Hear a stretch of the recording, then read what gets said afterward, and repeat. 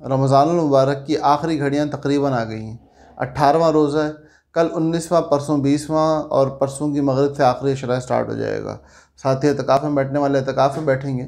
और इन हालात में हम ये देख रहे हैं कि हमें पीडीएम की परवाह है, हमें पीटीआई की परवाह है। इसके बारे में बहस व मुबाहसा करते हुए क़तई रहमी हो रही है। इसके बारे में बहस व मुबाहसा करते हुए इज़्ज़तों को पामाल किया जा रहा है, घर वालों से ताल्लुकात ख़राब किए जा रहे हैं, रिश्तेदारों, दोस्तों, यारों से ताल्लुकात ख़राब किए जा रहे हैं। और जिनके बारे में किए जा रहे हैं उनको कोई परवाह ही नहीं है। मैं कसम खा के ये बात कह सकता हूँ कि मौलवी फजल रहमान साहब हो, इमरान खान हो या शहबाज शरीफ हो या कोई भी सियासतदान हो, हमें जन्नत नहीं लेके जाएगा। ना ही उसने हमारे दुनिया और आखिरत के फ़ैसले करने हैं।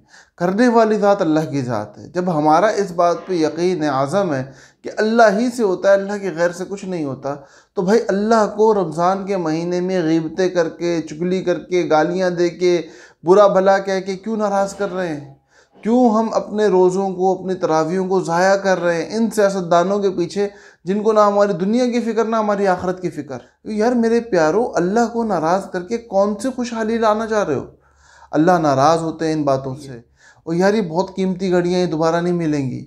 तौबा इस्तग़फ़ार से इनको आबाद करो, कुरान की तिलावत से इनको आबाद करो, नमाज रोज़ों से इसको आबाद करो, अल्लाह की याद से इसको आबाद करो।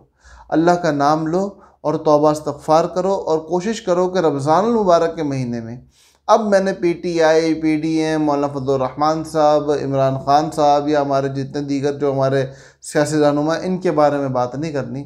मैंने कब्र आखिरत के तज़किरे करने हैं, मैंने जन्नत जहन्नम की बात करनी है, मैंने अल्लाह रसूल की बात करनी है, मैंने सहाबा अहले बैत की मोहब्बत की बात करनी है, ताकि मेरी दुनिया भी बने, मेरी आखिरत भी बने। अल्लाह पाक हमें इस कीमती घड़ियों से भरपूर नफ़ा हासिल करने की तौफ़ीक़ अता फ़रमाए।